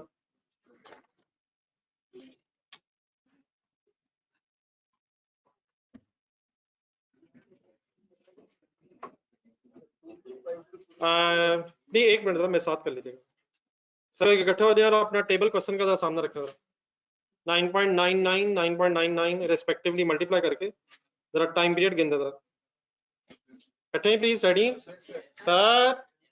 सर क्वेश्चन का जरा टेबल सामने रखिएगा सर, मुझे भी करवाना है। एक्सपेंडिचर की डेट से, ये मेरा जरा सेंटेंस सुनिएगा कॉस्ट है, बोरिंग कॉस्ट अगर जनरल बोरिंग्स में अगर आप वर्किंग कर रहे हैं तो टाइम पीरियड आपने गिनना है एक्सपेंडिचर की डेट से ऑनवर्ड्स। एक्सपेंडिचर की डेट से आपने सीज डेट तक जाना होता है अनलेस बीच में ईयर एंड आ जाए। सेंटेंस रिपीट करें जो मैंने बोला, एक्सपेंडिचर की डेट से सीज डेट तक जाना है अनलेस बीच में ईयर एंड आ जाए। तो एक्सपेंडिचर की डेट है 1 जनवरी या 1 जुलाई, 1 जुलाई है। ईयर एंड आपका क्या है? 30 जून आपका ईयर एंड है। फर्स्ट पैराग्राफ में जाए, एसेट कंप्लीट कब होना है? नेक्स्ट अकाउंटिंग ईयर में जाके 31 दिसंबर पे कंप्लीट होना है। ये सीज डेट कब आती है? जब एसेट सब्सटेंशियली कंप्लीट हो जाए, which means asset available for use हो जाए। इन अदर वर्ड्स हमारे इस अकाउंटिंग ईयर में सीज डेट का इशू नहीं आ रहा है। तो कहां से कहां तक असूलन जाना है? एक्सपेंडिचर की डेट से सीज डेट तक, लेकिन सीज डेट हमारे अकाउंटिंग ईयर में अगर नहीं आ रही तो आपने 1 जुलाई से 31 दिसंबर तक गिनना है। ऐसे ही है। तो फर्स्ट एक्सपेंडिचर शायद 12/12 ही है, उसका इशू नहीं है, उसको छोड़ दें। सेकंड पे आ जाए, फर्स्ट मिलियन 1 मिलियन वाली जो अमाउंट है, इसमें एक नई चीज भी है, मेरे साथ सुनिएगा जरा। इसकी एग्जैक्ट डेट बोले क्या है? 15 सितंबर। सितंबर एक सेकंड छोड़े, ऑनवर्ड्स जाएं, सितंबर छोड़ के अक्टूबर से गिने। अक्टूबर, नवंबर, दिसंबर, जनवरी, फरवरी, मार्च, अप्रैल, मई, जून। जून ईयर एंड तक गए, 9 मंथ्स बने, 9999। अक्टूबर से जून तक 9 मंथ्स काइंडली बने। अब सितंबर पे आ जाए, सितंबर 15 बटा मिड ऑफ सितंबर है, तो सितंबर का पूरा महीना काउंट नहीं होगा, हाफ सितंबर हो जाए, तो 9.5 मंथ्स हो जाए। अब इसको ये भी ना सोचना शुरू कर दीजिएगा, अगर फॉर एग्जांपल ये 20 सितंबर डेट होती तो फिर ये मंथ्स की बजाय ये डेज में भी वर्किंग हो सकती है, तो इंशाल्लाह वो भी इशू नहीं है। दोबारा काइंडली अक्टूबर से लेके जून तक 9 मंथ्स बने, और सितंबर के कितने मैंने मंथ्स काउंट किए? सितंबर का हाफ काउंट किया है। 15 से बाद वाला या 15 से पहले वाला? एक्सपेंडिचर से आगे सितंबर का remaining half month plus 9, total कितना हो गया? 9.5/12। बाकी आप लोग कंप्लीट करें जरा अगले।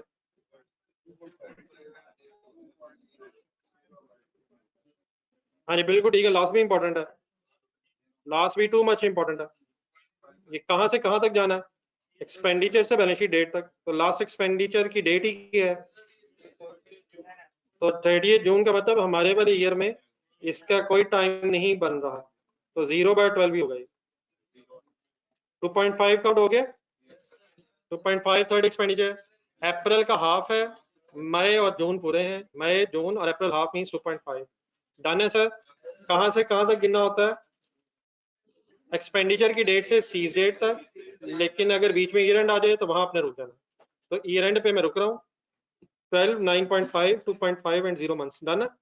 करें जी, वाइंड अप करें, फिगर सॉल्व करें, कर ले अपना, कर ले, मैं भी लिखता हूँ। ये ऑनलाइन स्टूडेंट्स बड़ा क्लियर हो गया? ये मिस्टर उसामा हाफ सितंबर हाफ था, तो वो मैंने बाद में गिन दिया। सितंबर हाफ है, और उसके अलावा अक्टूबर से जून तक 9 मंथ्स हैं, तो टोटल फिर 9.5। ठीक है मिस्टर उसामा शॉप, ये लास्ट टाइम में से कोई फिगर्स लिखवा दो।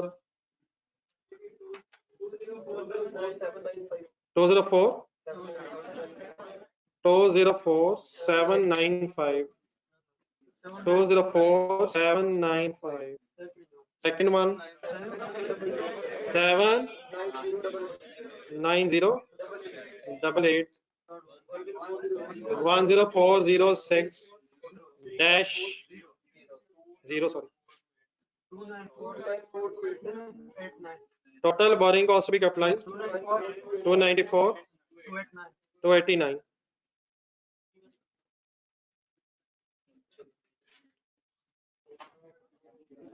टू 289 294 289। वाइंड अप करें सर। ये वर्किंग वन कहाँ करने के लिए आए थे? यहाँ ऊपर फाइनल करें, बोरिंग कॉस्ट भी कैपिटलाइज की अमाउंट आ गई है, इसको फाइनल करें, ऊपर वर्किंग में जाके टोटल कॉस्ट कंप्लीट करें।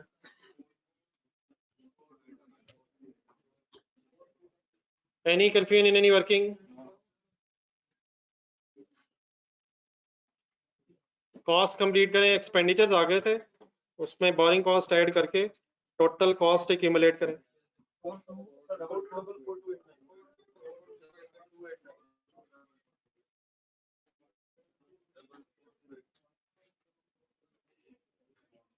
टू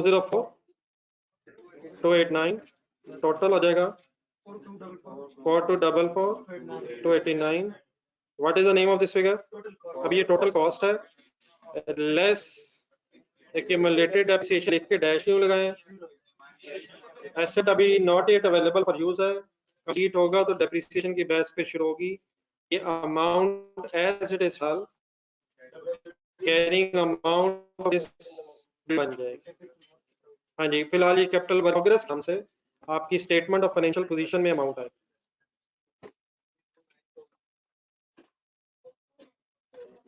बता दें बेटा अगर कोई फिगर और है। सॉरी 294 है, 294 289 बाकी टोटल तो ठीक है ना? सॉरी 294 है।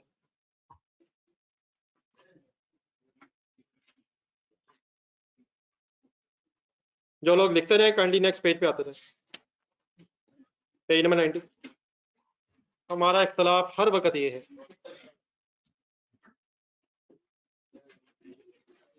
जी, डेफिनेटली शायद साहब नेक्स्ट 6 मंथ्स में जो फर्दर काम होगा वो भी इसमें ऐड होगा, और नेक्स्ट 6 मंथ्स की जो बोरिंग कॉस्ट है वो भी कैपिटलाइज होकर फिर टोटल कॉस्ट फाइनल होगी। इंशाल्लाह नेक्स्ट क्वेश्चन में करेंगे जब एक से ज्यादा अकाउंटिंग इन्वॉल्व हो जाए। ठीक है शायद डेफिनेटली अभी काम कंप्लीट नहीं इस पे हुआ, जो नेक्स्ट अकाउंटिंग पीरियड का खर्चा आएगा वो डेफिनेटली इसमें फर्दर प्लस होके टोटल कॉस्ट बनेगी, फिर वो टोटल कॉस्ट डेप्रिशिएट होगी।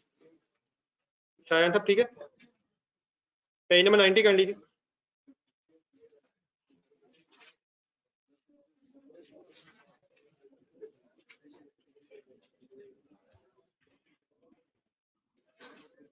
Any confusion anywhere, सर अकेले के लिए सर? पेज नंबर 90 के स्टार्ट पे ही सर एक हेडिंग लिखी हुई है सस्पेंशन ऑफ कैपिटलाइजेशन। सस्पेंशन जी सर, बंद करना है? जिसने बेटा चलाया उसी से कहिएगा जरा, या आप लोगों ने पीछे चलाया? अगर वहां से चलाया तो ये जरा काइंडली पीछे पहुंचा दो। ये रिमोट पीछे दे दो, ये पीछे पकड़ा दो।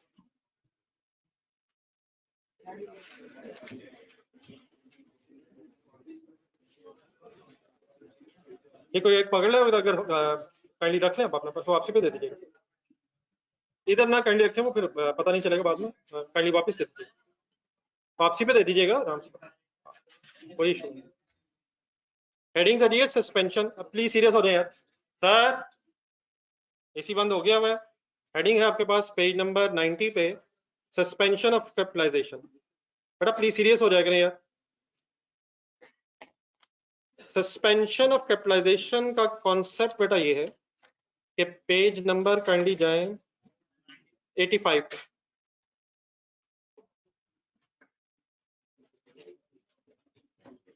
दो पहले हमने डेट्स पढ़ी है, एक है कमेंसमेंट ऑफ कैपिटलाइजेशन की date, cessation of capitalization. Commencement का मीनिंग था कि बोरिंग कॉस्ट की कैपिटलाइजेशन किस दिन से ऑनवर्ड्स कैपिटलाइज होना शुरू होनी है। सीज डेट ये है कि किस दिन बोरिंग कॉस्ट की कैपिटलाइजेशन स्टॉप हो जाएगी। सस्पेंशन का मीनिंग होता है टेम्पररी स्टॉपेज, मुअत्तल, टेम्पररी स्टॉपेज वर्ड लिखे आके वो सस्पेंशन के ऊपर, suspension temporary stop. Cease means हो जाएगा permanent stop, suspension means temporary stoppage of capitalization of borrowing cost.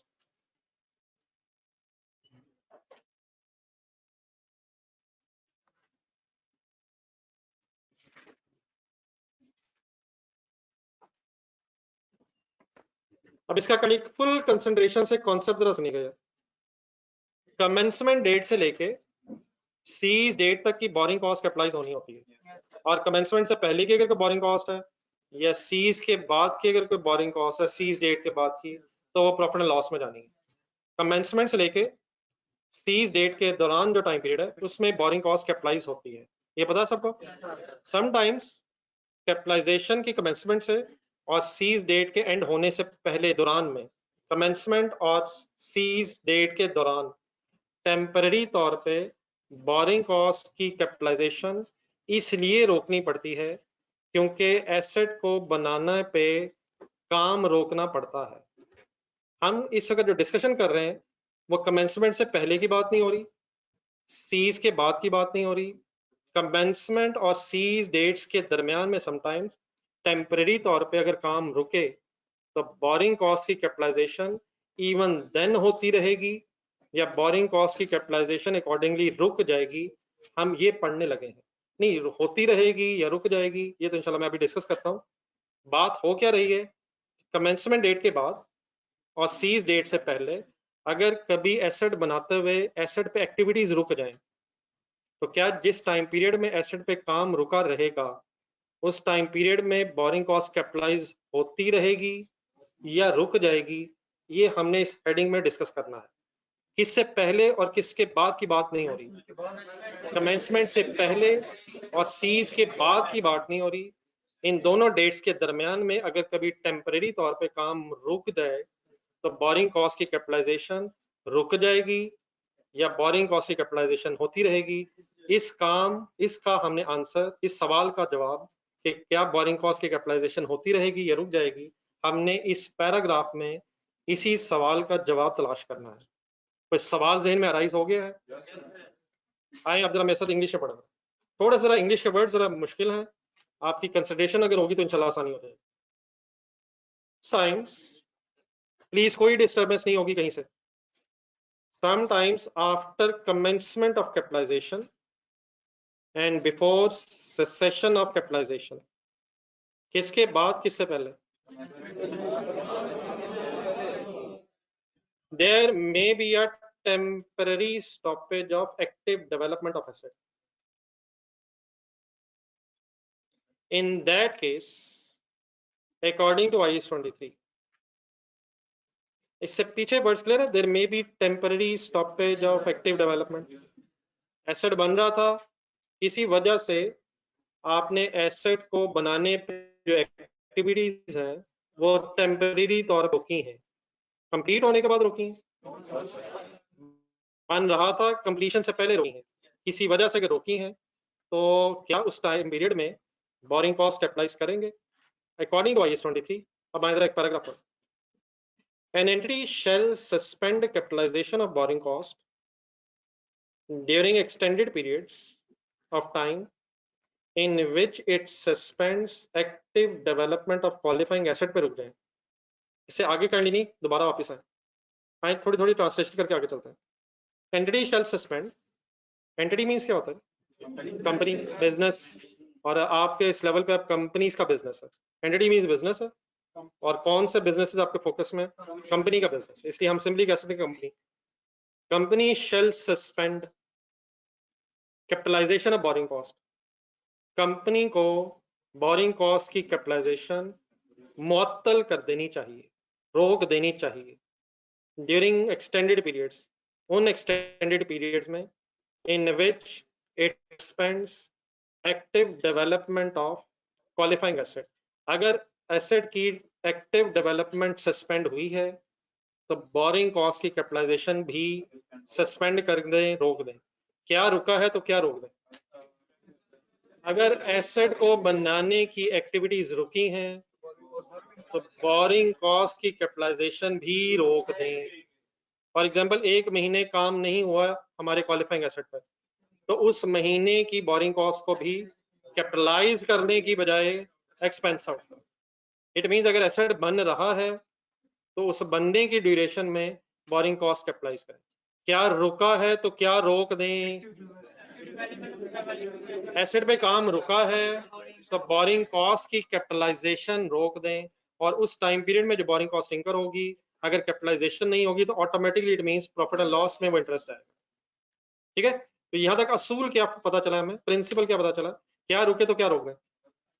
हिम्मत हिम्मत जवान हिम्मत। क्वालिफाइंग एसेट पे काम रुका है तो बोरिंग कॉस्ट की कैपिटलाइजेशन रोक दें। अब आ जाए जरा, सेंटेंस अभी कंप्लीट नहीं था, अनलेस पे आ जाए।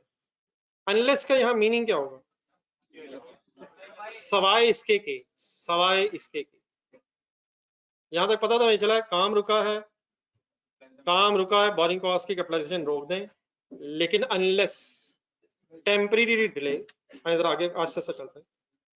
Temporary delay is a necessary part of the process of getting the asset ready for its intended use or sale. Unless सवाए इसके कि टेम्पररी डिले इसलिए हुआ है ताकि एसेट को वर्किंग कंडीशन में लाया जा सके।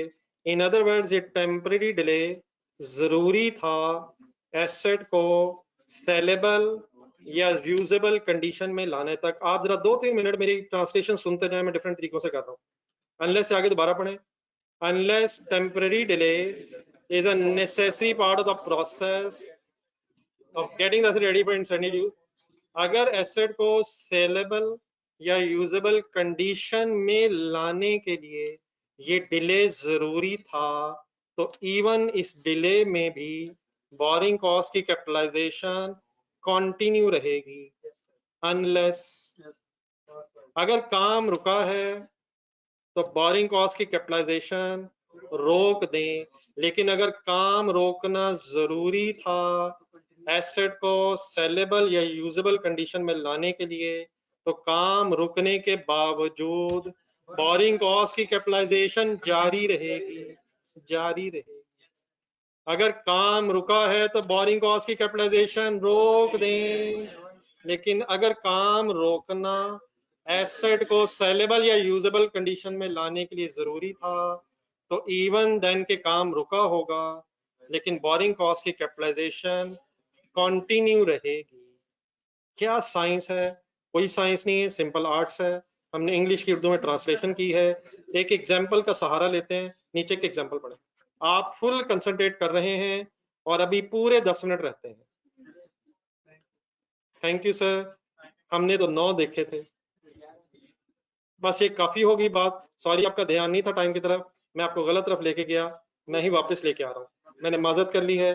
जैसी अजान होगी हमें रुकना होगा और नमाज की ब्रेक के बाद हमें नहीं आना होगा, तो काइंडली वापस इधर आ जाए। अब ये असर की ब्रेक नहीं है, ये मगरिब की है। Example sir, a hotel was under construction in 2005. Borrowing cost of 3 lakh is incurred on a loan during 2005. Loan was specific, raised in January 2005 for the sole purpose of construction of asset. फिलहाल एक specific borrowing का सवाल है। Requirement: discuss how much borrowing cost may be capitalized in the following 2 independent scenarios, assuming that independent scenarios को underline करें, 2 independent scenarios, ये word underline करें। Means उसे नीचे जो A और B लिखा हुआ है, हमें इसे अलग-अलग सोचना। A और B आपस में लिंक्ड नहीं है, एक अलग A अलग सिनेरियो है और B एक अलग सिनेरियो है। आइए जरा सिनेरियो ए पढ़ें। Workers went on a strike for a period of 2 months during which no progress was made. Workers 2 महीने इन हड़ताल, वर्कर्स ने 2 महीने की हड़ताल कर दी, जिस दौरान फिर वर्कर्स की गैर मौजूदगी में काम नहीं हो सका। क्या 2 महीने एक्टिव डेवलपमेंट सस्पेंड रही है? नहीं, मतलब अगला सवाल मैं नहीं करना था, बिठा बी पार्ट पढ़े independently. B part, builder of the hotel का मतलब है कंस्ट्रक्टर, कंस्ट्रक्शन जो कर रहा है, contractor. Builder of the hotel means जो होटल बना रहा था। Had to wait for 5 days for cement in the foundation to dry. बुनियादें, फाउंडेशंस, उसमें सीमेंट शायद वो ग्राइंड वगैरह करके आता है, उसे फिर खुश करना था, जिस वजह से 5 दिन काम रुका रहा है। रिक्वायरमेंट ए, सिनेरियो ए, क्या सिनेरियो में 2 महीने काम रुका रहा है? क्या सिनेरियो बी में भी 5 दिन काम रुका रहा है? क्या ये अलग अलग सिनेरियोस हैं? सिनेरियो ए, क्या 2 महीने काम रोकना जरूरी था? क्या अगर वर्कर्स हड़ताल ना करते तो होटल बन सकता था? सिनेरियो बी में, क्या सीमेंट में फाउंडेशन अगर ड्राई ना हो तो बिल्डिंग सही बन जाएगी? क्या बिल्डिंग को सही कंप्लीट करने के लिए ये 5 डेज का डिले नेसेसरी था? क्या 5 दिन जो काम रुका है वो रोकना एसेट को वर्किंग कंडीशन में लाने के लिए नेसेसरी है? क्या इन 5 दिनों की borrowing cost profit and loss में जाएगी? सिनेरियो ए में आए, सिनेरियो ए में आए, सिनेरियो ए में आए। क्या वर्कर्स की हड़ताल is a necessary part of the process of getting the hotel into working? अगर हड़ताल ना हो तो कैसे होटल कंप्लीट होता? नहीं, मतलब ये कोई साइंस नहीं है। होटल को कंप्लीट करने के लिए 2 महीने की हड़ताल कम से कम जरूरी होती है, ऐसी कोई साइंस नहीं है। यकीनन काम रुका है, लेकिन दिस सस्पेंशन ऑफ वर्क, ऊपर जाए पैराग्राफ में, is not a necessary part of the process of getting the asset ready for its intended use or sale। तो असल में डिसाइडिंग चीज ये है कि क्या काम रोकना एसेट को वर्किंग कंडीशन में लाने के लिए नेसेसरी था या नहीं था। अगर नेसेसरी था तो कैपिटलाइजेशन कंटिन्यू रहेगी, इवन देन काम नहीं हुआ। और अगर अननेसेसरी डिले था तो फिर उस टाइम पीरियड की बोरिंग कॉस्ट कैपिटलाइज नहीं होगी। आपने मुझे देख के अपनी बुक्स बंद की हैं और मुझे दोबारा देख के बुक ओपन करें। क्वेश्चन नंबर 8 ढूंढे, भागते जाएं। क्वेश्चन नंबर 8 का क्वेश्चन नंबर 8 के एंड में रिक्वायरमेंट ढूंढे, पेज नंबर 91। रिक्वायरमेंट नहीं पढ़नी, उसके ऊपर 2 पैराग्राफ 2 लाइनें, पूरा सवाल अभी पढ़ने की पोजीशन में नहीं हम। ये जो बात अभी हो रही है इसका तो फाइनल करते हैं। The construction work was suspended from 1 February to 28 February, page number 91। Requirements ऊपर 2 पैराग्राफ 2 लाइनें। फरवरी के महीने में काम सस्पेंडेड रहा है। Underline the next line. The suspension was caused due to delay of shipment of essential component for the installation of plant। फरवरी के महीने में काम रुका है और रुकने की वजह यह है कि एक एसेंशियल कंपोनेंट की शिपमेंट डिले हुई है। क्या इस फरवरी के महीने में बोरिंग कॉस्ट कैपिटलाइज होगी? ये आपका जवाब यस या नो में होमवर्क के तौर पे इसका होमवर्क लिखें। आपके लिए पास आज खास कोई होमवर्क नहीं है, अभी 1-2 क्वेश्चन मुझे करवाने हैं। आपने क्वेश्चन नंबर 6 रिवाइज करना है और क्वेश्चन नंबर 8 की इस लाइन का आंसर, क्या इस फरवरी के मंथ में कैपिटलाइजेशन होनी है या नहीं, ये काइंडली जरा सोच के आने। कल हम यहीं से शुरू करेंगे।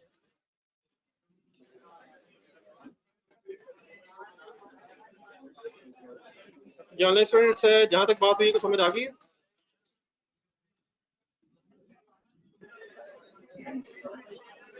जी अब्दुल हमाद साहब ठीक कह रहे हैं। जी दानिश कल बताऊंगा इंशाल्लाह। कल यही डिस्कशन इंशाल्लाह दोबारा स्टार्ट करेंगे।